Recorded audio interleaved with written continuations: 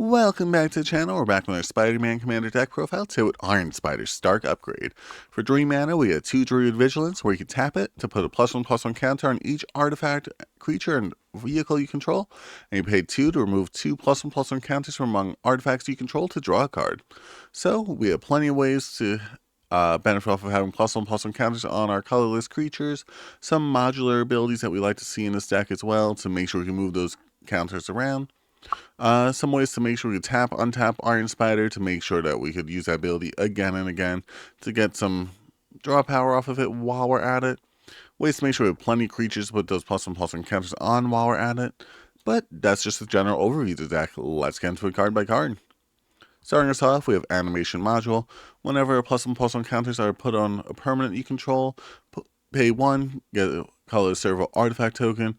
Pay 3, choose a counter on target permanent or player, gets an extra one of those. So we could pay the 3, tap this, then we could pay the 2 with Iron Spider for draw power, but it's really just creating a servo token so that we have extra creatures to put those +1/+1 counters on. Some good blockers there. We could also then tap them in order to untap Iron Spider, because if we tap 2 of them, we could then untap him in order to use the ability again, then use Animation Module again. Keep going in a little bit of a cycle as long as we have 1 additional creature to tap. Cloud Key enters choose artifact because we have almost entirely artifacts in this deck. Spells you cast of the chosen type cost 1 less to cast. We like to see it so that we can make sure we can get plenty of creatures on the board for Iron Spider. We don't necessarily have that many vehicles in this deck. We have a couple, but not a lot. Clown Car. When it enters the battlefield, roll X 6-sided dice where X is the amount of mana you pay to cast it. For each odd result, create a 1/1 white clown creature token. For each result, put a +1/+1 counter on Clown Car. Is a vehicle, get some additional counters on it. With Iron Spiders is probably like one of maybe 2 or 3 vehicles I think we have in here. That gets that benefit off that. Gives us plenty of extra creatures in order to get those +1/+1 counters onto. Also more creatures to tap to untap Iron Spider with Clock of Omens. We like to see it. Commander's Plate. Equip creatures +3/+3 and has protection from each color, not its commander's color identity. aka it has hexproof, already making it into a 5/6, making it able to swing in for a 4-shot. No, 1 shot was 4-shot. But if we have a way to tap and untap it, we then make sure that we could use Clock of Omens to tap this even in order to untap Iron Spider in order to get that additional effect. Darksteel Forge. Almost everything in our deck is a artifact, so we want to make sure we have ways to give it indestructible. We have plenty of ways to reduce its casting cost, because normally 9 is quite a hefty cost to get this on the battlefield in the first place. Forsaken Monument. Colorless creatures you control get +2/+2. We want to make sure they have the stat lines, not just the +1/+1 counters on them. Whenever you tap a permanent for colorless, add an additional colorless. Whenever you cast a colorless spell, gain 2 life. It's me anytime we cast a spell, essentially, and anytime we tap a land for mana. Because, well, I don't know if you noticed, but we have a colorless commander. Krark, Ironworks, sacrifice an artifact, add 2 mana. Maybe we get rid of our animation module things, get some additional mana, get rid of some things that we don't need to get additional mana. Let's get our Darksteel Forge onto the battlefield, get some of our bigger creatures onto the battlefield, get some additional value for our X spells. We like to see all of it. Lightning Greaves. It does require us to tap Iron Spider for his ability of the tap, so of the +1/+1 counters, I mean. So we want to make sure that we have ways to do that the turn he comes out. So let's give him haste. Manifold Key, another way to untap Iron Spider, just paying the 1 mana to do it. Also could eventually make him unblockable. So that's also a thing, so you can swing for some commander damage, so you have a way to actually win the game. But we just want to make sure we get as many +1/+1 counters things as possible is the main ability for this one.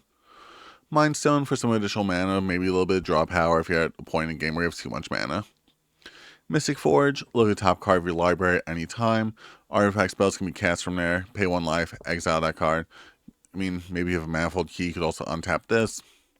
We have plenty of ways that we like to untap our stuff in order to make sure we can keep casting stuff from the top of our library. Soul Ring. I mean, how could you not? You're in a colorless deck. You need as much mana as you can get. Sonic Screwdriver. Add 1 mana of any color. Tap. Untap another target artifact. Maybe our Mystic Forge, maybe our Spider-Man, or Scry 1, or a target creature can't be blocked this turn. All of which I'd say are really good abilities, especially in this deck. We like to untap things, we like to make sure our mana can't be blocked. Speaking of untapping, we're going to make sure we can untap Spider-Man every turn. Or Iron Spider? Is he not? Yeah, he's not a Spider-Man. He's an Iron Spider. Make sure you untap every turn in order to make sure we can get our 4 counters every round, essentially. We like to see it. And also, it gives a haste to make sure we do the turn comes down. Same thing with Swiftfoot Boots, giving a haste. We like to see it. Sword of Truth and Justice. Protection from white and blue.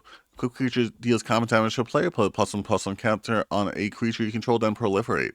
That's another thing we like to do in this deck, is proliferate a whole bunch, because we're getting all those counters. We may as well get some extra counters.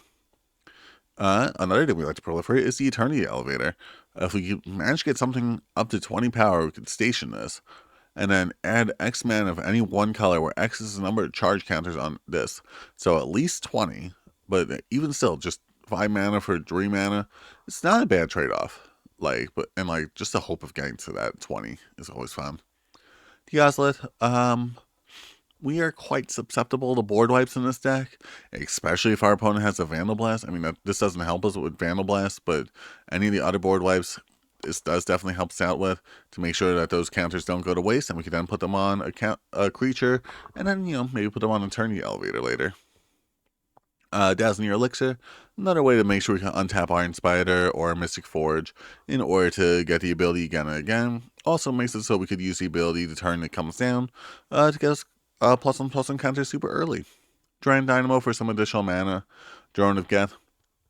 Tap it, sacrifice an artifact, proliferate. Maybe we get rid of our Wormcoil engine that's over here.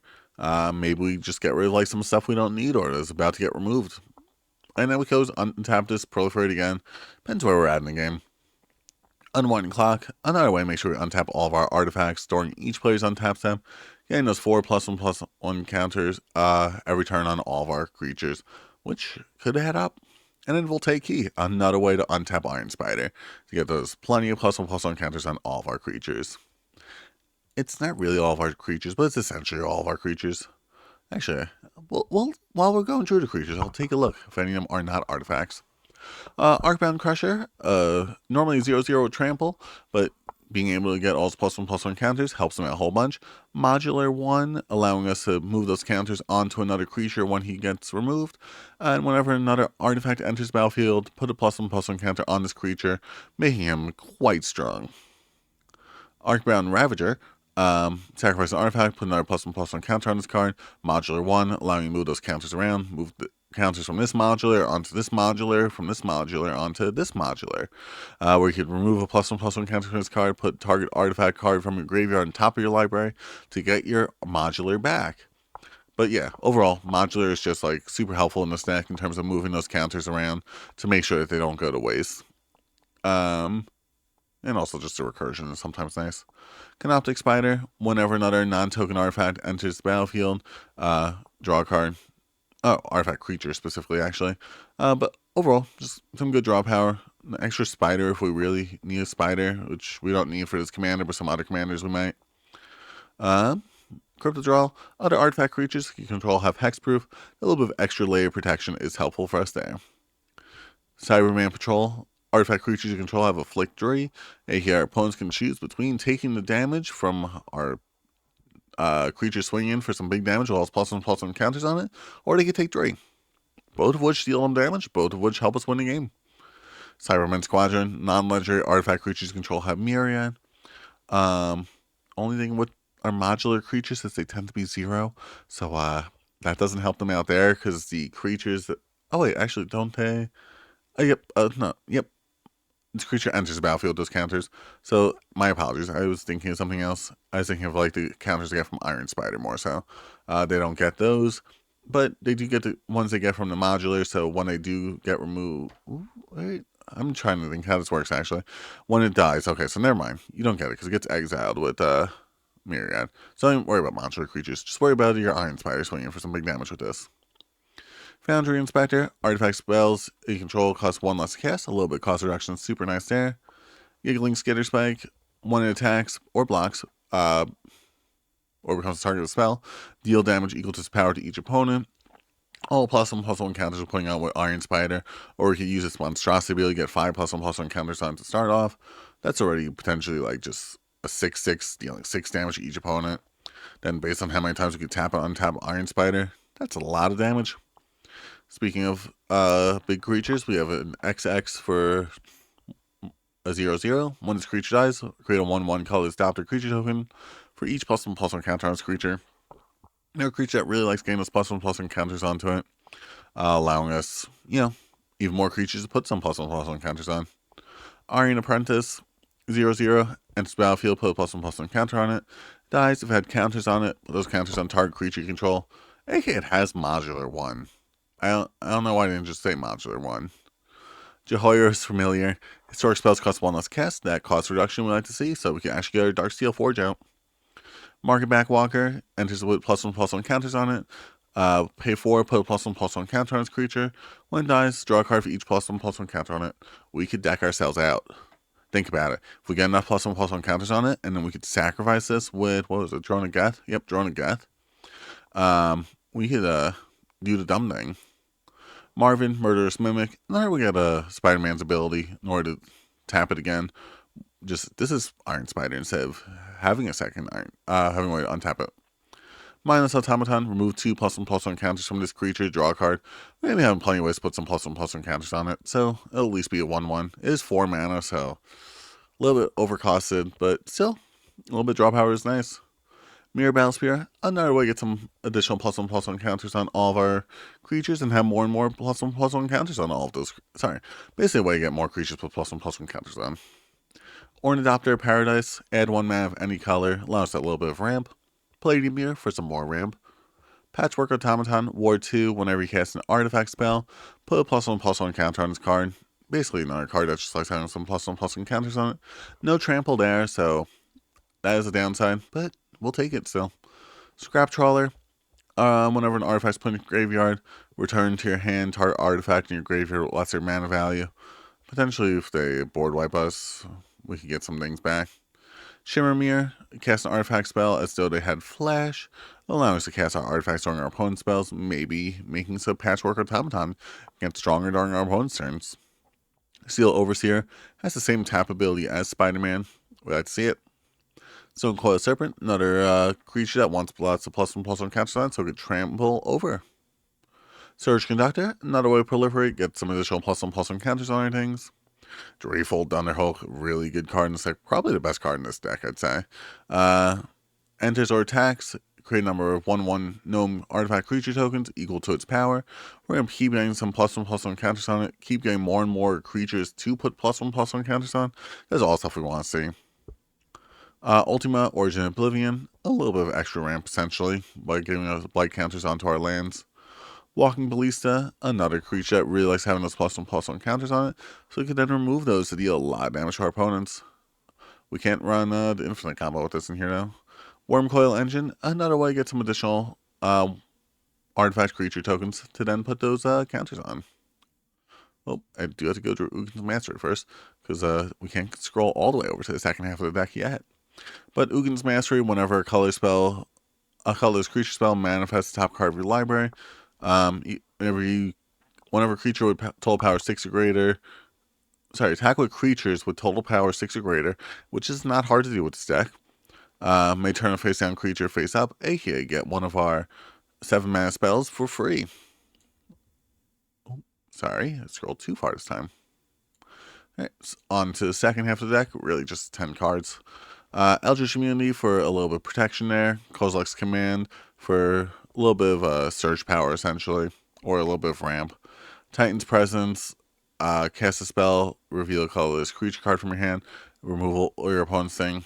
Ugin Eye of Storm for some extra mana, along with some removal, along with a little bit of draw power, or, just winning the game with the final ability if they don't attack with anything. Tezzeret, Cruel Captain, another way to search out our really good artifacts we want. Environmental Sciences for some ramp there. Expand Anatomy. Put some +1/+1 counters on creatures along with Vigilance to make sure you can attack while still blocking. Gruesome Slaughter, until end turn, colors creatures control have tap, deal damage equal to its power to target creature, basically board wiping our opponent with our creatures. Introduction to Annihilation, another source removal, and some draw power. And Selective Obliteration, each player chooses a color, then exiles all permanents other than that color. AKA, we're board wiping your opponents. But that's the deck there. If you guys like the video, make sure you like the video. And just like to say thanks so much for watching, and I hope you have a great rest of the day.